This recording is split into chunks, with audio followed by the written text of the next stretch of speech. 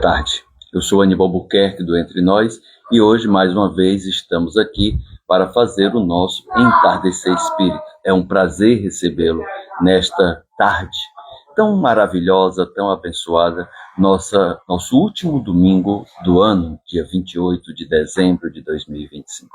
O nosso tema de hoje, dando continuidade ao que a gente já vem falando sobre espírito protetor, anjo da guarda, é construindo uma relação saudável com meu espírito protetor. Mas antes, gostaria de convidá-lo para fazermos uma prece. Se desejar fechar os olhos, vamos silenciando a mente, acalmando a respiração e agradecer. Agradecer pelo ano que se encerra. Esperamos que tenha sido bom, maravilhoso, que o ano 2026, que já se aproxima, seja melhor ainda para o nosso progresso espiritual, que os temas que estamos abordando possam contribuir para a nossa jornada, para a nossa caminhada evolutiva espiritual, e desta forma cada um de nós possa seguir o seu caminho progressivo, sempre lembrando do outro. Abençoa-nos, Senhor, hoje e sempre, que assim seja. Amém. Amém.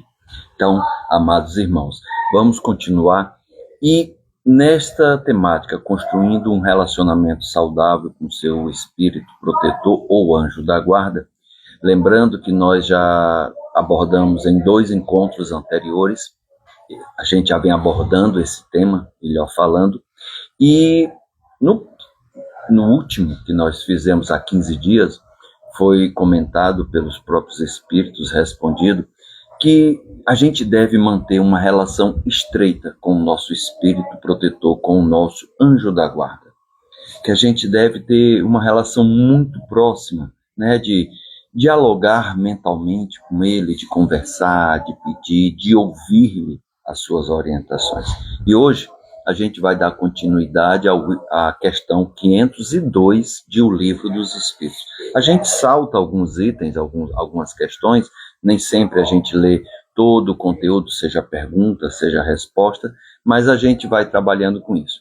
E na 502, Allan Kardec faz o seguinte questionamento: o espírito protetor que consegue trazer ao bom caminho o seu protegido tem algum lucro com isso? Lucra algum bem para si, né? Ele ganha algum bônus, algum mérito com isso? Olha a resposta que os espíritos dão. Constitui isso um mérito que ele é levado em conta, né? Porque a sua missão é lhe proteger, é lhe levar para um caminho bom, lhe guiar. Então, constitui isso um mérito que lhe é levado em conta, seja para o seu progresso, seja para a sua felicidade. Ele se sente ditoso, ele se sente alegre, né? Quando vê bem-sucedido o seu protetor, o que representa para ele um triunfo, como é para um preceptor os bons êxitos do seu educando. O preceptor é aquele, né, que está formando o profissional em uma determinada área. Ele tem a incumbência de conduzir a formação acadêmica daquele profissional, aquele futuro profissional. Por exemplo, preceptor na área da medicina, são com médicos já formados, mas que agora estão fazendo a sua residência. Então, é essa felicidade de estar zelando, de estar cuidando, que ele sente quando o seu tutelado segue um bom caminho. Então, que a gente possa construir um bom relacionamento com ele. Na 502A, Kardec pergunta assim: é responsável pelo mau resultado de seus esforços? Ou seja, ele está procurando me ajudar, a me guiar, e eu não estou fazendo bem, estou enveredando por um caminho ruim. Ele é responsável por esse mau resultado meu? E os espíritos respondem: não, não é responsável, pois que fez o que de si dependia. É igual mais ou menos o que eles respondem na missão dos pais em O Evangelho segundo o Espiritismo. Se aquele ser fez tudo o que estava à sua altura, mas como eu tenho um livre-arbítrio para fazer as minhas escolhas e não escolhi um caminho adequado, um caminho correto, um caminho certo, a responsabilidade é minha. ele não tem essa responsabilidade. Isso é importante que a gente compreenda. Isso é de extrema relevância para mostrar o quanto eu sou protagonista da minha caminhada evolutiva, da minha jornada, da minha existência. Então eu preciso ter esta dimensão e esta compreensão. Na 503, Kardec faz o seguinte questionamento: sofre o espírito protetor quando vê que o seu protegido segue um mau caminho? Não obstante os avisos que ele mandou, que ele inspirou, não há aí uma causa de turbação de sua felicidade, de bagunçar a sua felicidade? Será que isso não obscureceria a sua missão, o seu papel? E olha que resposta interessante que os espíritos trazem. Eles lamentam, né, os erros do seu protegido. Eles ficam condoídos. Eles se lastimam.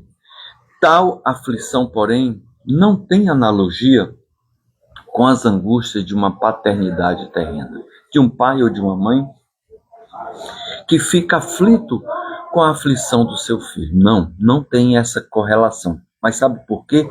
Porque o nosso espírito protetor, o nosso anjo da guarda, e isso é uma grande lição para cada um de nós, ele tem uma visão mais ampla. Ele não vê somente aquela reencarnação. Ele tem uma visão mais ampla, mais ampliada. E com isso, o que é que ele vai me dizer aqui? Porque ele sabe que há remédio para o mal. E que o que não se faz hoje, amanhã se fará. Esse amanhã poderá ainda ser nessa existência, ou em outra ou outras existências. Porque o que é 1, 2, 10 reencarnações, diante de milhares, de milhões, de bilhões que cada um de nós iremos passar. Então, ele tem essa exata compreensão. E como nós já trouxemos também anteriormente, o espírito protetor, ou anjo da guarda, às vezes já me acompanha a algumas reencarnações. Então ele já vem percebendo a minha evolução, coisas que eu não fiz bem feito em um momento, eu colho, eu sofro, eu passo por problemas, por situações que eu dei causa, ou que eu provoquei, que eu desmereci, não dei a devida atenção, eu vou colher nesta ou noutra reencarnação. Na 504, eles perguntam o seguinte: poderemos sempre saber o nome do espírito, nosso protetor ou anjo da guarda? Nós, seres humanos, precisamos enquadrar, classificar, denominar. E a espiritualidade, ela não está preocupada com isso, ela se preocupa com o conteúdo, não com o fundo. Mas eu preciso, quem será? Qual será o nome do meu anjo da guarda? E aí você pode até dizer assim: mas Aníbal, eu preciso saber o nome dele ou dela, porque os espíritos nos dizem que eu preciso manter uma relação estreita. Como eu manteria uma relação estreita se eu não sei o seu nome? Meus irmãos, isso é o que menos importa. Veremos as respostas que eles darão aqui. Como você quer saber algo que para nós é inexistente? Como querer saber nomes para que vocês nem existem, nomes que vocês não conhecem? Supõe que espíritos só há o que você conhece, como meu anjo da guarda é Paulo, é André, é Gabriel, é João, é Maria. Então, eles dizem que eu não preciso saber de nomes, até às vezes que nem existem. Ele não precisa disso, ele precisa da sua presença. É o que eu preciso. Aí no item A da 504, Kardec pergunta assim: como então eu posso invocar, eu posso chamá-lo? Eu posso me relacionar com ele se eu não conheço, eu não sei o seu nome? Aí eles vão dizer a seguinte coisa: você pode dar o nome que você quiser. O de um espírito superior que te inspire simpatia ou veneração. Eu gosto de Eu gosto de Joana. Pronto, chame seu espírito de Joana. O seu espírito vai vir ao apelo que, com esse nome que você dirige a ele, visto que todos os bons espíritos são irmãos e se assistem mutuamente. Então, o nome que eu der, ou até se não der nenhum nome, só assim, meu espírito protetor, meu anjo da guarda, me ajuda, me ampara, me permita que eu faça uma boa live, que as palavras que eu diga sejam simples, claras, inspiradoras, que eu possa aprender, mas também que eu possa levar outras pessoas ao aprendizado, a que se inspirem. E com isso eu estou me relacionando, estou conversando com ele, sem precisar chamá-lo pelo seu nome. Com isso eu já evoquei, porque ele está muito próximo a mim. Na 505, Kardec pergunta o seguinte: os protetores que dão nomes conhecidos, Bezerra, sempre são realmente os espíritos das personalidades que tiveram esses nomes? Saulo, Paulo, será que é Paulo de Tarso? Não. Eles sempre respondem de forma muito simples, não. Agora, o complemento. Muitas vezes, os que dão são espíritos simpáticos aos de tais nomes. Às vezes é da falange, às vezes se inspira. Por exemplo, eu gosto muito de Francisco de Assis. Aí eu posso dizer que meu espírito protetor é Francisco, ou então é Assis, ou então digo, é Francisco de Assis, mas não é obrigado a ser ele. Então, eles são muitas vezes simpáticos aos de tais nomes usaram na terra, e amando destes responde ao seu chamamento. Faz questão de nomes, eles tomam o que te inspire confiança. Se eu faço questão, ele vai usar um. Quando não podem desempenhar pessoalmente determinada missão, que às vezes acontece algum impedimento, ele está numa missão maior, ou ele reencarnou, não costuma mandar um outro por quem responde como você mesmo sobre o seu nome. Ou seja, se eu hoje tenho que fazer uma viagem e acontece um contratempo, eu posso mandar uma outra pessoa que eu confio no meu lugar e ela irá me representar. Tem um evento, quantas vezes eu precisei representar dirigentes de instituição, até do próprio Paulo Estevão, em que eu não podia ir, e aí eu representei aquela pessoa, e às vezes a gente se encontra isso também em outros lugares. Então não tem problema algum, tá certo? 507. Pertencem todos os espíritos protetores a uma classe de espíritos elevados, porque anteriormente Kardec pergunta e os espíritos disseram que sim, que são espíritos muito evoluídos, que às vezes nos tutelam habitando um outro planeta, um outro orbe. Então agora aqui ele jogou de novo essa pergunta porque ele ficou na dúvida, porque tinha que ter muito espírito bom para estar protegendo a gente. Então olha que interessante, na 507. Pertencem todos os espíritos protetores à classe de espíritos elevados, podem contar-se entre os de classe média, ou seja, um pouco menor, como, por exemplo, um pai, por exemplo, pode tornar-se o espírito protetor ou o anjo da guarda do seu filho? Pode. Então, não precisam ser todos elevados e evoluídos. Pode, mas a proteção pressupõe um certo grau de elevação e um poder, uma virtude a mais. Não é qualquer um. Ele tem que ter algo a mais, ele tem que estar mais evoluído. Concedido por Deus. Então, Deus é que dá essa missão a esse espírito protetor. Por isso que a gente quis hoje fazer com que cada um de nós construa uma relação saudável com o seu espírito protetor. Então, continuam eles. O pai que protege o seu filho também pode ser assistido por um espírito mais elevado.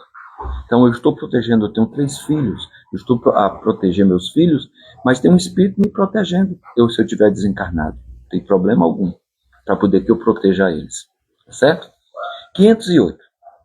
Observe que eu pulei a 506. 508. Os espíritos que se achavam em boas condições ao deixarem a Terra, ou seja, condições evolutivas de desempenhar esse tipo de papel, sempre podem proteger os que lhes são caros e que lhes sobrevivem, ou seja, são espíritos familiares, espíritos simpáticos. Então, se ele desencarnou e ele está numa condição evolutiva adequada, ele pode proteger algum tutelado, aqueles que lhe são caros, com que ele gosta?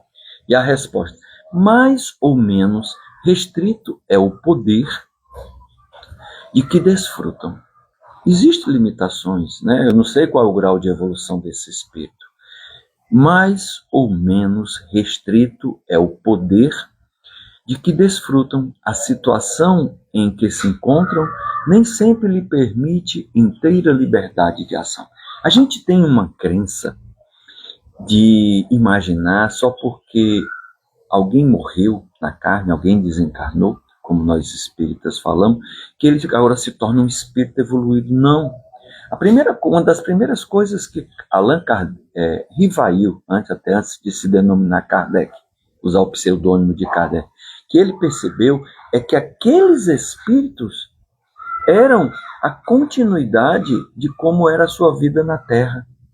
Então, aqueles que tinham dificuldades com a avareza, apresentavam a avareza quando desencarnavam. Aqueles que eram orgulhosos, arrogantes, prepotentes, continuavam orgulhosos, arrogantes e prepotentes quando desencarnaram. Não é da noite para o dia que eu me transformo.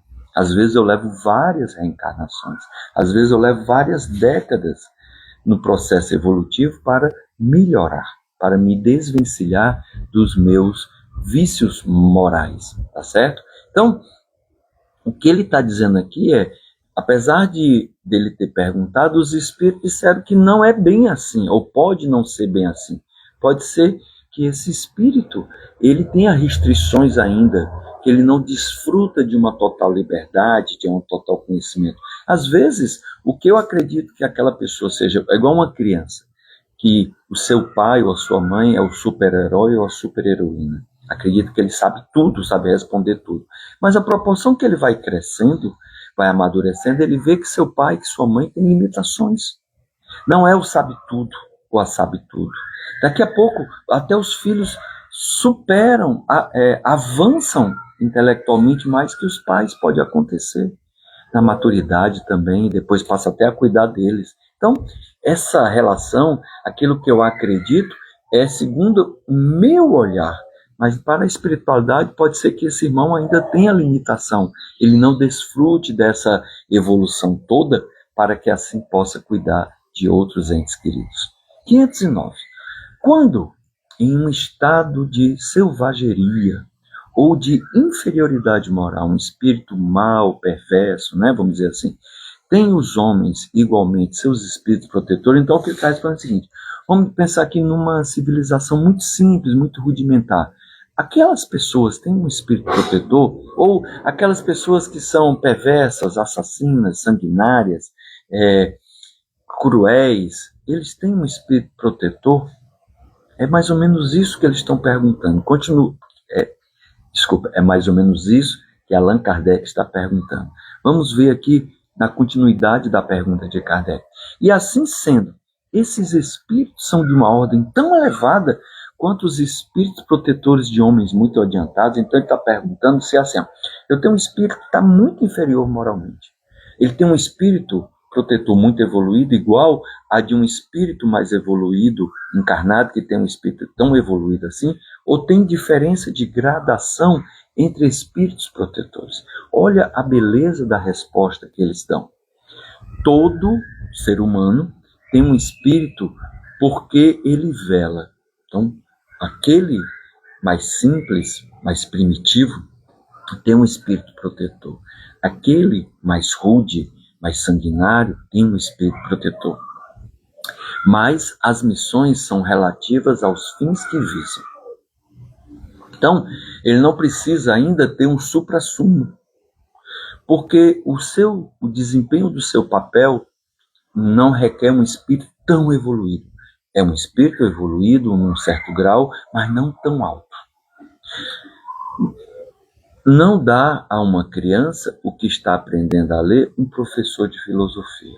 Então, a cada um conforme a sua necessidade.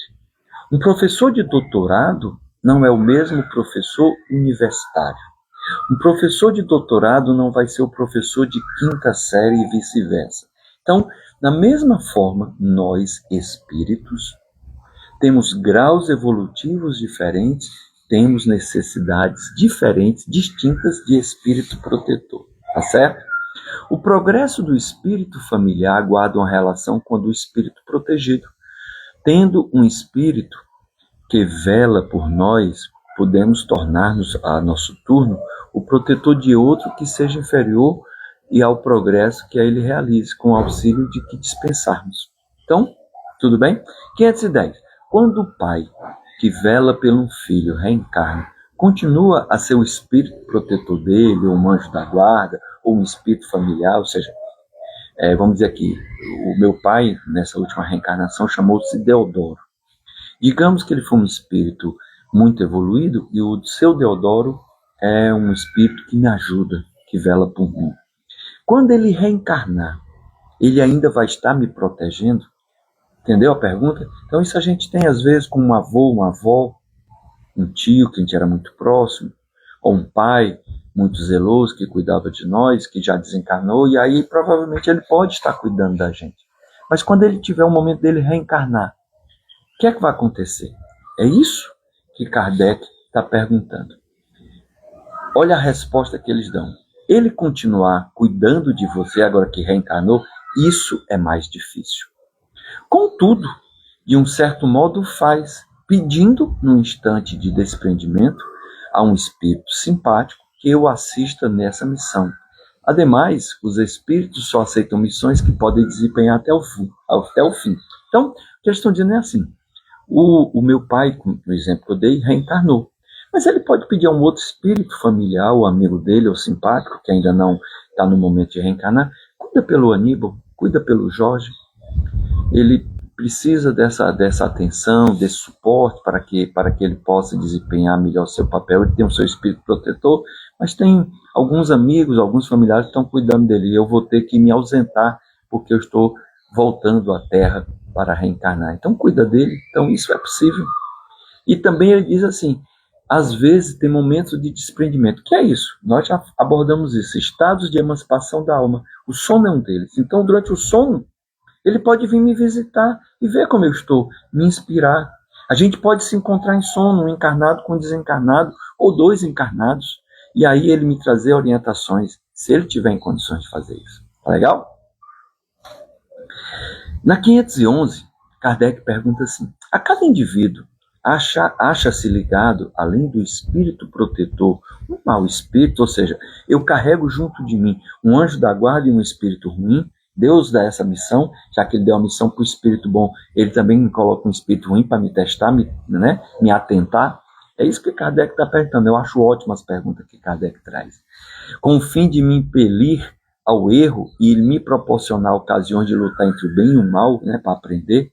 Então, será que Deus coloca como missão um espírito mau junto de mim, igual como colocou um espírito bom para me proteger? Ligado não é o termo.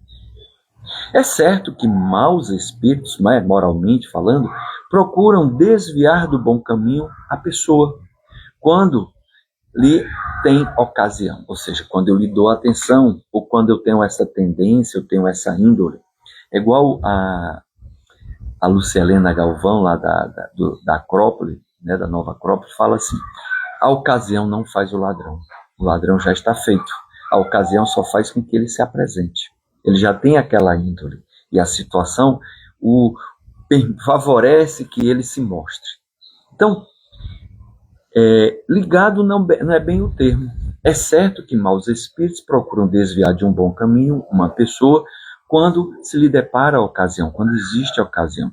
Sempre, porém, que um deles se liga a um indivíduo, faz por si mesmo, ou seja, aquele espírito perverso que faz porque ele quer, ou porque ele quer se vingar de mim, tem raiva de mim, ou porque eu estou dando razão ao tipo de coisa que ele gosta, a sintonia.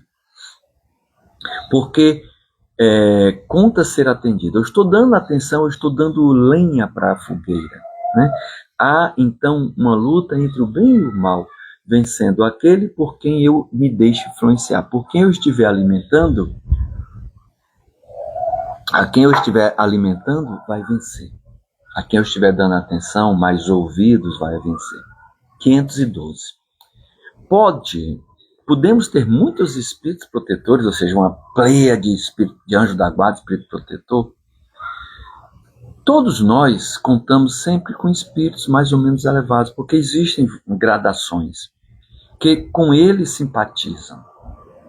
Então existem espíritos familiares, onde essa família é muito mais ampla, essa família espiritual é muito mais ampla, já abordamos aqui em outra live também sobre isso.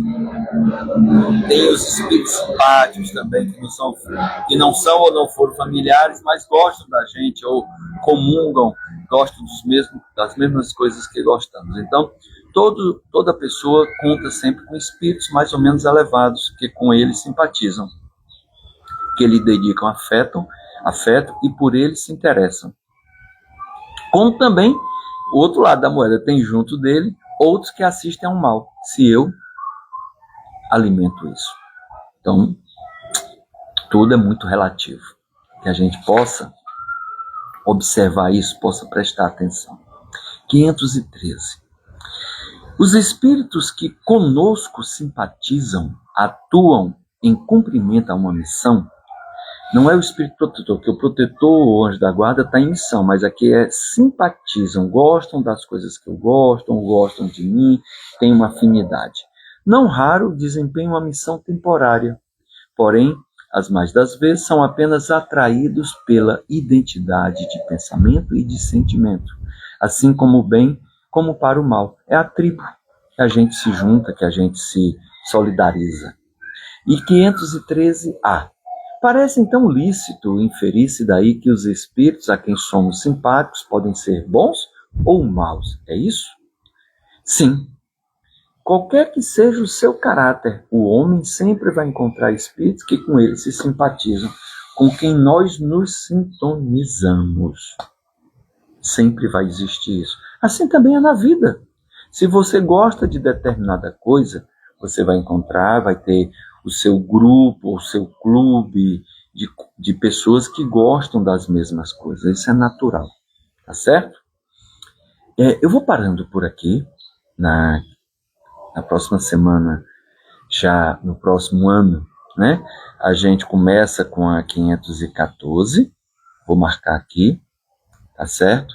Espero que esteja sendo útil esse tema, porque nós adultos relegamos, deixamos de lado, esquecemos. E aqui, Kardec, por meio dos espíritos, nos traz todo um tratado. Observe que já estamos na terceira live de meia hora e teremos mais uma, porque vai até a 522, se eu não me engano. Vamos começar a 514 semana que vem, e se eu não me engano vai até a 521, 522. Só abordando esse tema. No final ele vai fazer um resumo, por exemplo, na 514, Kardec faz um apanhado falando do espírito protetor, ou anjo da guarda, ou bom gênio. Ele vai falar dos espíritos familiares, ele resume isso. Ele vai falar do espírito simpático, que não é o familiar, nem seu anjo da guarda, e vai falar do mau gênio. Então a gente vai falar disso na próxima semana, já em 2026. Espero que você construa, eu tenho buscado construir uma relação saudável com o meu espírito protetor, com meus espíritos familiares, os bons, né? Com espíritos simpáticos e com os espíritos inferiores, eu também possa construir uma relação boa de ajudá-los para que melhorem, mudem o seu caminho, tá bom? Desejo uma feliz passagem de ano. Desejo também 2026 de muita prosperidade, que a caminhada evolutiva e espiritual de cada um de nós seja em equilíbrio, em harmonia, em paz, e que desta forma, assim, se desenrolando, possamos ajudar-nos e ajudar a todos aqueles que tivermos a oportunidade de se relacionar. Fica com Deus, muita paz, muita luz. Que assim seja.